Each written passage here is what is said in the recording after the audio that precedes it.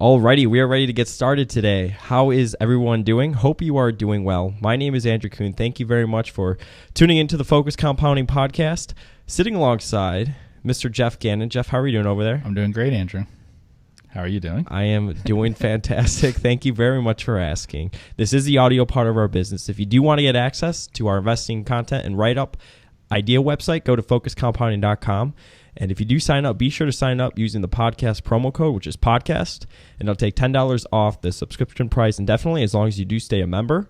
So today, we do have a very special guest on the podcast, and he is the first guest that we've ever had on the podcast. That's correct. Normally, you're the one that gets to talk the whole show, but now we're going to give somebody else time to chat about it, and his name is Vetle Forsland. He's been on the Focus Compounding website many times and writing about many different ideas. And we are going to be talking about an idea today, and he's all the way in Norway. And if you could believe it, as we're recording this at 6:22 p.m. in Dallas, Texas. What time is it, Vetle? You said it's 1 a.m.? It's 1 a.m. exactly, yeah. 1 a.m. So 1:22 a.m. 1:22. Gosh, this can't kill this guy. he's great. I mean, he's all got up on his coffee, and he's ready to talk about an idea. And it's a stock that he wrote up, which was GameStop, which, of course, being in Dallas is where their HQ is. He said it's actually Grapevine, which is a town not too far from where we're actually sitting right now. So what, I guess, a good way to sort of a good segue to start talking about is what initially drew you to GameStop. Obviously, it's come up on a lot of people's screens probably for the past 3 to 4 years, I would say. But what initially drew you to it? Well, it's probably one of the most debated stocks on Wall Street right now. It's trading at extremely low multiples. The stock price has absolutely fallen off a cliff, about 80% from a top of $60 per share. Now it's at $12 per share or $15 per share. And I just wanted to find out if this is something I could have in my portfolio or not, basically. I want to be a part of the discussion. Sure. No, and I think that's obviously being a value investor when a lot of ideas obviously come onto our radar. So just, I guess, for the viewers so they could sort of gauge you, do you run more of a concentrated portfolio, or are you more diversified among holding a bunch of different stocks, or what's your sort of thought process on that? No, yeah, I'm more concentrated. 5 to 8 stocks. Did you say 5 to 8? Yeah. Yeah, so that's obviously that is, yeah, definitely more concentrated. Well, great. So you said that it came up on your screen pretty much because it was trading cheaper. And then what, like, do you like the business? Do you not like the business? What are your thoughts on the actual business overview? Do you think it has a moat? What is their business, et cetera, sort of like that? Okay, so it's a traditional retail business. It's a family of retailers, most known for owning and operating the GameStop branded stores all over the U.S. and other parts of the world, which is the classic GameStop brand. People have, of course, heard of GameStop, the store. And additionally, they're the largest AT&T retailer in the world and the largest Apple reseller in the world. So they sell all sorts of things in classic brick and mortar stores. Got it. And so obviously, you and I, I'm sure you've used GameStop for some time. Do you think that the talk and what the consensus is that a lot of people are going to purchase games more so like online instead of actually going to GameStop and getting the hard copies of the games? Or what's sort of been the bear case for GameStop and why it's fallen? Yeah, so essentially the short thesis is that physical video games and consoles can be bought elsewhere, like online or on Amazon. So people believe that GameStop will eventually disappear and that their earnings will decline rapidly. It's almost like they think like what happened to Blockbuster is what's going to happen to sort of the gaming industry. Do you sort of believe that, or what are your thoughts on that?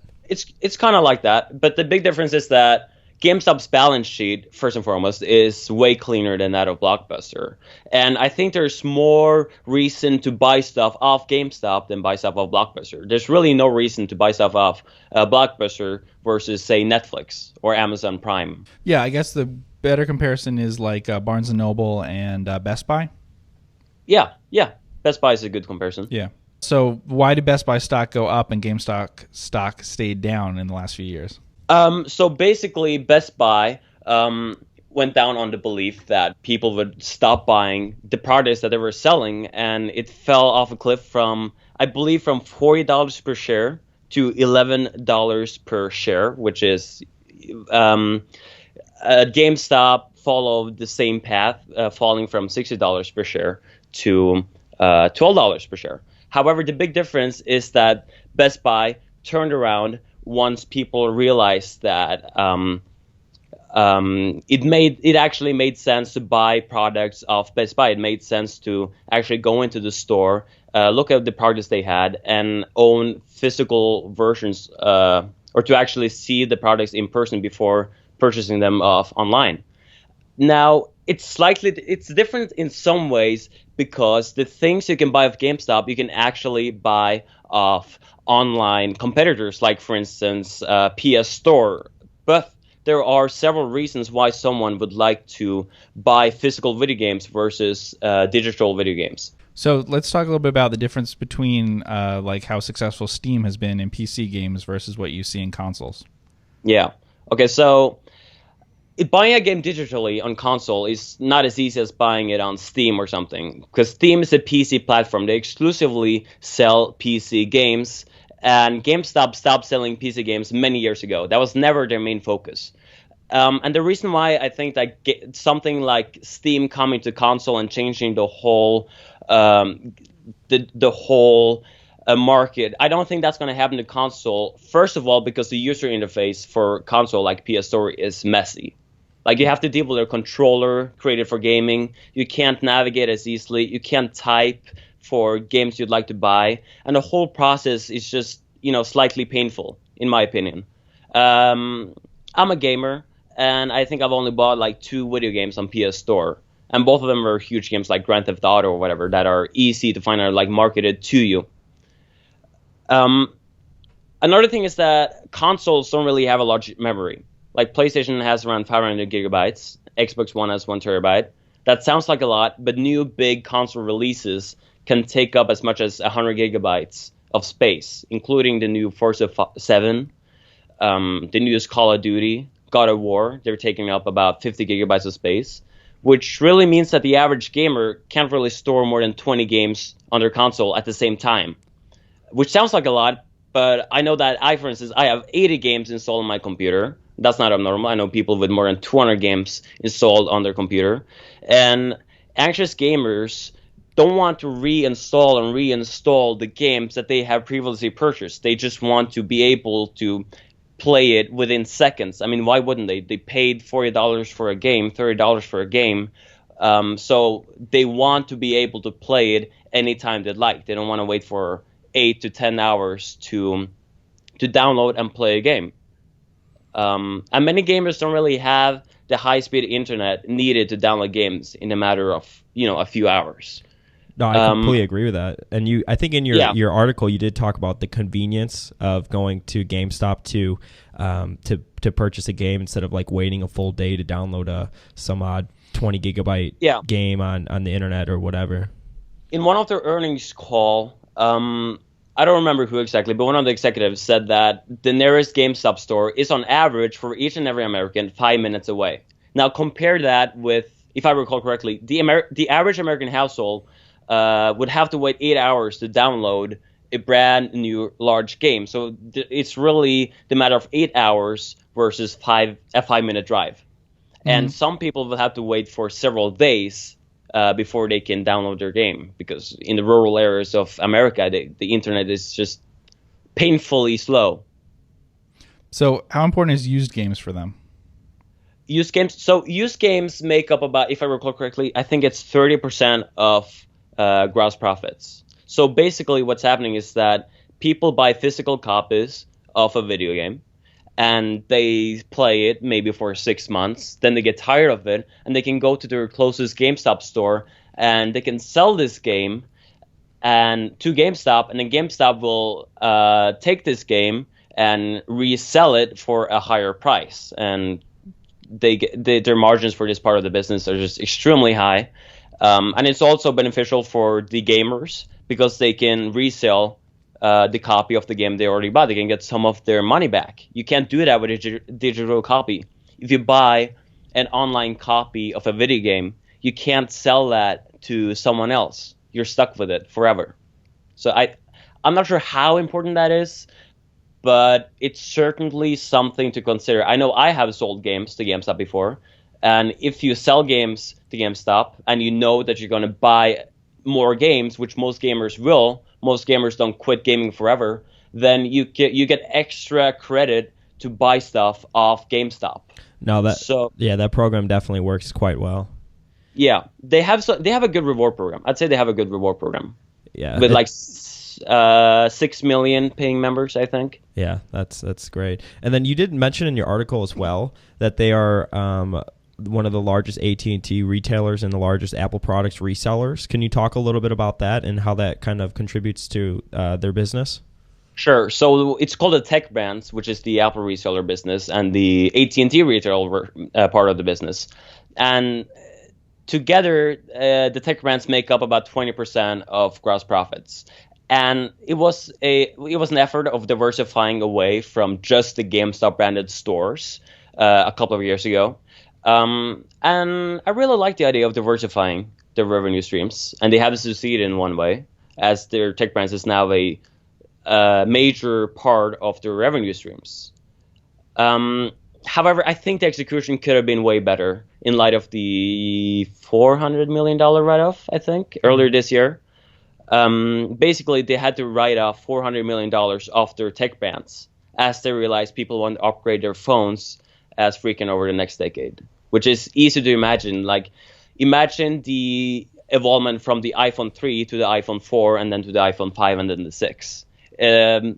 Each model became way better, way faster. The interface got better. It was just a better phone, plain and simply. Like, if you compare that with the difference between the iPhone 6 and the iPhone 8, it's not that big of a leap. It's not a huge leap for iPhones. So they had to write off parts of their Tech Brands business. But they acquired these stores in 2013. And I'm saying the execution was bad because they basically took cash from their failing core business, their GameStop brand, and put it into another slightly better business. However, I think the Tech Brands part of the GameStop won't save the company, but it helped them. Sure, they spent millions of dollars that they could have spent on, for instance, paying down their debt, but at the same time, they would have been stuck with a very different business model. And if you compare old GameStop with the new GameStop, if you compare the 2008 GameStop's 10K with their 2018 10K, it's like two very, very different businesses. 10 years ago, GameStop only relied on their GameStop brands, while today they have their GameStop brands, of course, and then they have ThinkGeek, and they have their Game Informer magazines, then they have their tech brands, and they just have so much more, and I believe that they're just more, they're strengthened a lot, and they're more ready to move into a world where people, where retail is not going to be as important, or it's going to be replaced by online retail. So besides diversifying into other businesses, what have they tried to do to get their stock price up? Well, basically, they have it's a cash cow. It's a cash cow. They have free cash flow of $390 million in 2017, and they spent that cash basically all over. They have bought back stock, and they have paid a huge dividend, and they have tried to acquire other businesses. So since the stock started falling in 2013, and since then, GameStop has bought back stock, the stock keeps falling. Then they say they're diversifying into other businesses like the Tech Brands, the stock keeps falling. And then they initiate a large dividend, and the stock keeps falling. So they basically just try to put a floor on the stock price to make it more attractive to investors. Sure. Yeah. Yeah, and you write in your article that the float is like 40% short, correct? Oh yeah, 4%. That's more than any stock on the S&P 500. It's not in the S&P 500, but it's more than any other stock in the S&P 500. And do you think that's just the consensus that pretty much it's just that going to buy traditional discs and games is just totally dead? Yes, basically. And like the upside scenario in GameStop is not that it will come back bigger and better than ever. It's just that GameStop's earnings decline will happen slower than expected. If it happens slower than expected, or if they stay in a better shape than expected for a longer period of time, it's probably going to outperform most other stocks out there. And that's because of the low multiple? Yes, the multiple. So let's talk a little bit about just how cheap it is. Right. So it's very, very cheap on on all measures, basically. It has an EV/EBITDA of 4.5. And if we exclude their one-time write-off this January, it's trading at 2.5 times EBITDA. It has a PE of 3.5, EV sales of 0.15, I think, and then a free cash flow yield of 24% and a dividend yield of over 10%. Yeah, that's pretty crazy. I don't even know if I. So like, look at the EV to sales. That's less than you'd have on like a supermarket or a general retailer. Yeah. Yeah, to put it in perspective, the average retailer trades at an EV/EBITDA of 10 times earnings. So what the market is basically saying is that, what's that going to be? Yeah, that they think that GameStop is, 70% worse than any other retailer out there. Mm-hmm. And the lowest multiple for any segment of retailers is 7 times EBITDA. So even if you take the lowest multiple for what the market thinks is the worst kind of retailers, GameStop is still trading at 40% of that. And this is a company that has very little offline competition, right? Brick and mortar competition is minimal here. Oh yeah, it's basically just GameStop. But then they also have competitors in, for instance, Best Buy. But the thing about Best Buy is that it's a huge store. It's enormous. While GameStop is very small, you go in, you buy your game, you get out. With Best Buy, they sell everything. They sell like everything from TVs to, phones, whatever. So I wouldn't really call it a true competitor, because most people don't go to a Best Buy to buy a video game. If they want a video game, they go to GameStop. So it's almost like a monopoly, yet it's trading at 2.5 times EBITDA. So I guess my concern here when I was reading through your write-up is that I'm not sure this is a company that should have debt on its balance sheet or that should be paying such a high dividend. Right. Yes, I agree with that. I don't think they should have. I don't think that they should pay that high of a dividend, honestly. But like for instance, a couple of years ago, they were buying back stocks, but at like $30 per share. So that's some real value destruction right there. So I think it would have been better if those numbers would have been flipped, if they would buy back shares now and then maybe paid a dividend 2 years ago. However, they're just so obsessed with with marketing their stock to potential investors. So yeah, that's basically it. Because they do have lease obligations, right? I mean, they lease all their stores. They do. They lease all their stores over a 5-year term.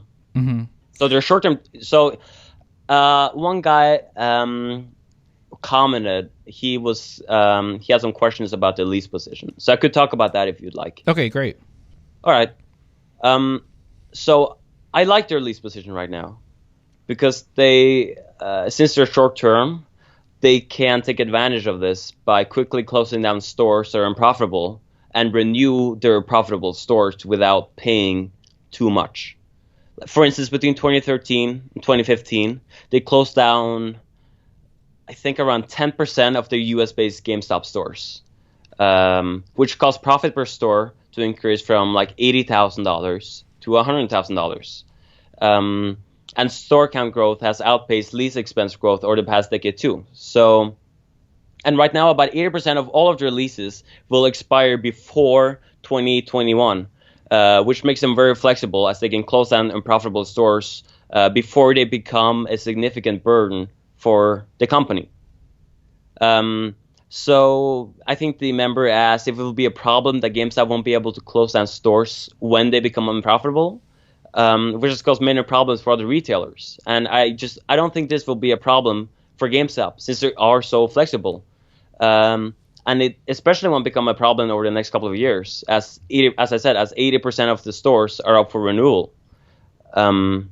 So yeah, they will be able to quickly close down their unprofitable stores, which will, so that's not going to become a burden for the company.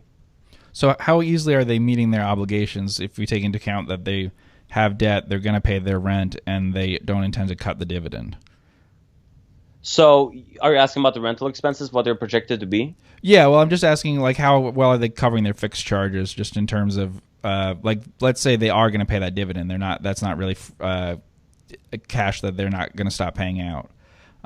So, like, how far are we talking about sales would have to decline before they'd have to cut the dividend or do something like that?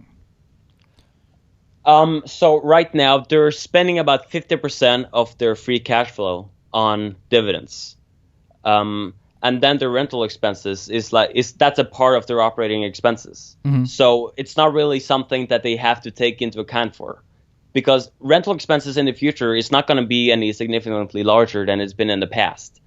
I think so I think they're projecting rental expenses to be lower over the next couple of years than it's been in the past, even though it's a more mature business and even though revenues have actually increased over the past 5 years. So I don't think investors need to worry about the release position, to be honest, if that answers your question. So what do you think the risks are in the stock? Basically, number one, they have $800 million in debt. That is a risk. But they also have a cash pile of more than their debt, about $850 million, which is more than their debt pile. And the biggest risk is that people will stop buying physical video games just as quick as expected. Mm-hmm. And the stock doesn't go up in the meantime while that's happening. You don't get a higher multiple to sell out at. Yeah, exactly. So you sort of, I know the way that you think about valuing companies is similar to the way that Geoff and I do think about what a business could look like 4 or 5 years into the future. How do you think about GameStop 4 to 5 years into the future and what the value could be? Yeah. So valuing GameStop is sort of tricky, because when you value a company, you'll also have to assume what a normal multiple will be. But it's difficult to assume what that will be for GameStop. Sure. And the thing is that the disintermediation expectation will never go away. People will never stop and think, hey, GameStop survived after all.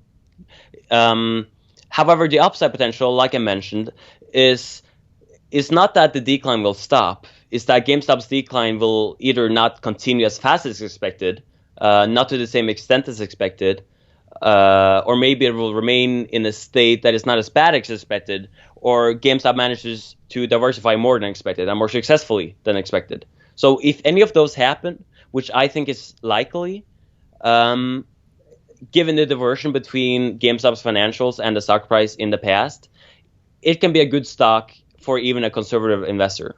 So having said that, I could walk you through how I valued GameStop in my write-up. Yeah, that'd be great.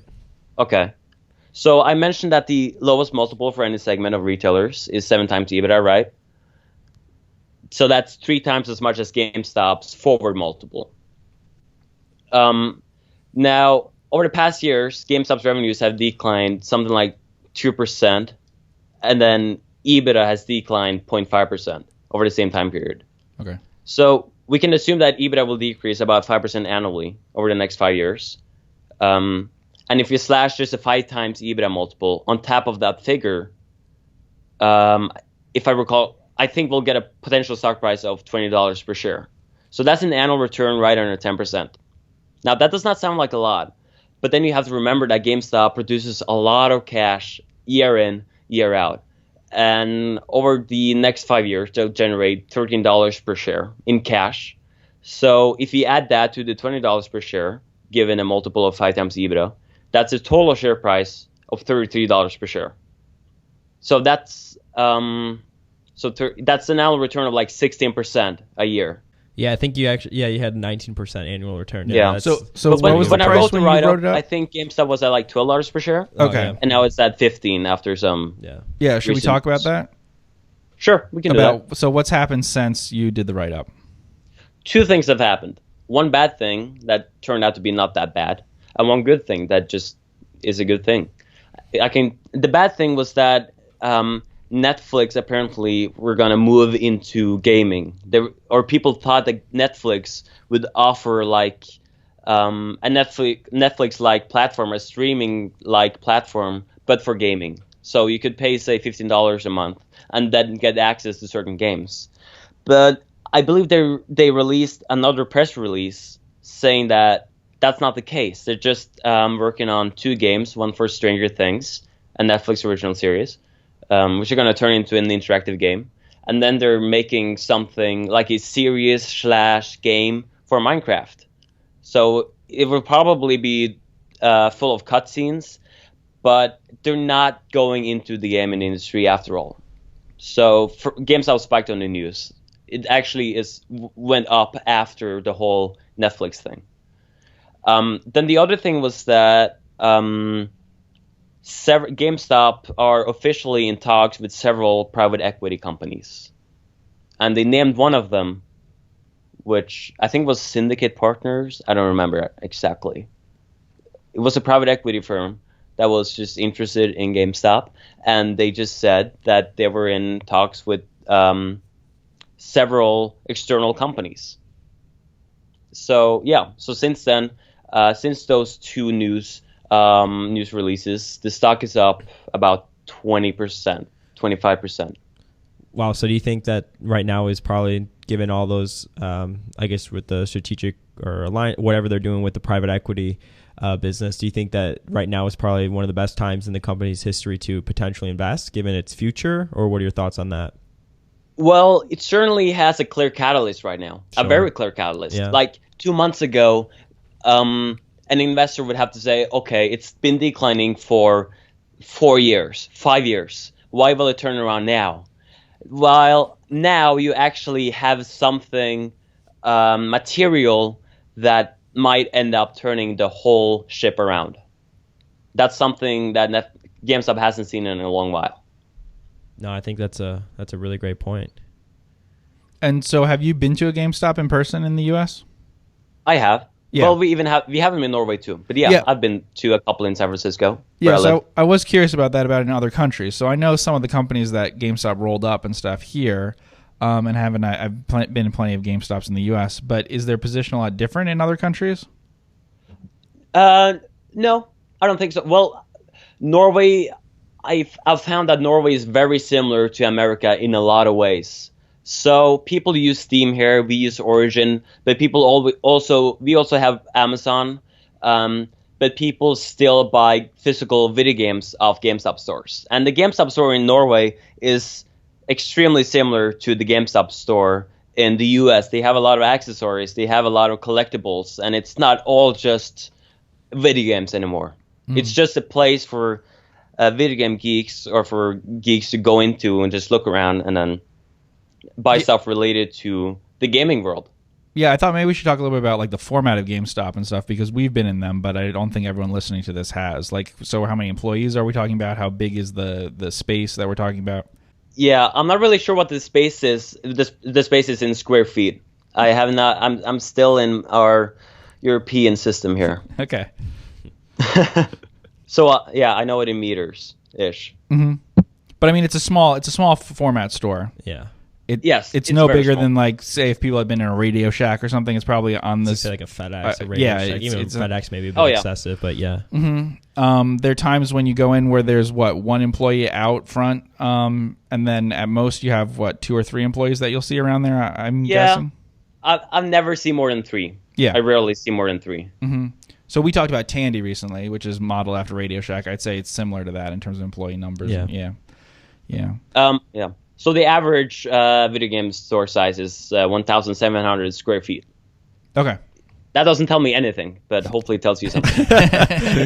Yeah, there you go.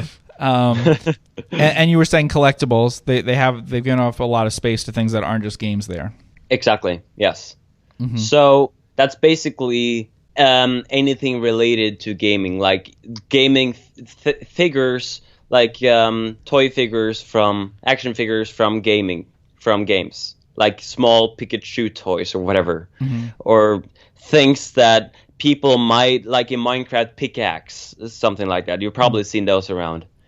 It's just things that geeks would like to own because it reminds them of a video game that they know and love.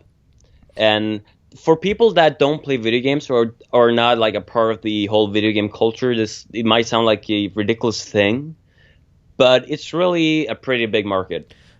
No, I would agree with that. And you could even see the whole craze the past year has been behind Fortnite. I mean, I think that's really shown that that there's a huge market for it. So I would agree with you on that. Mm-hmm. You play Fortnite? I don't actually. No, I don't. Yeah, neither do Geoff and I.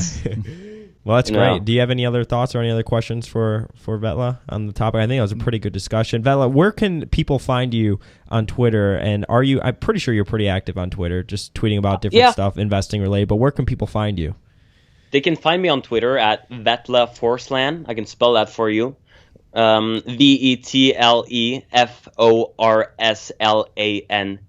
That's my Twitter handle right there. Perfect. So everyone go and definitely look him up. Geoff and I both do follow him, and go ahead and give him a follow. He does put out some good stuff on investing, and he is a contributor to the Focus Compounding website. So if you do become a member, definitely go check out his writings. He has written up a few different articles, and they've all been really high quality. But other than that, Vetle, we really want to thank you very much for coming on. This was a really great discussion. For a lot of people, I think, like I said, especially the value investing community, GameStop has come up on everyone's screens, I would say, a lot for the past couple of years, and whether they've actually decided to dive into that or not, I think this is a pretty good introduction for a lot of people.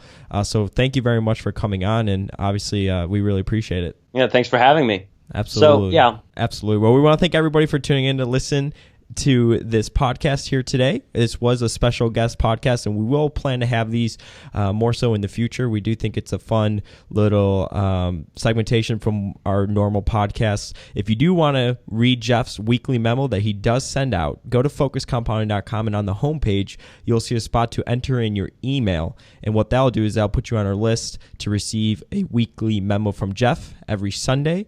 And it's a lot of fun, and it's 500 plus words. Yeah. And it's been really well received, and a lot of people really do enjoy reading it. Yeah, and if they want to become a Focus Compounding member, you can read this write-up and others, the one that we just talked about GameStop, and you just use the promo code podcast, and you can get $10 off. That's good. Monthly. Other than that, we hope everyone has a great day, a great week, and we will see you in the next podcast. Take care.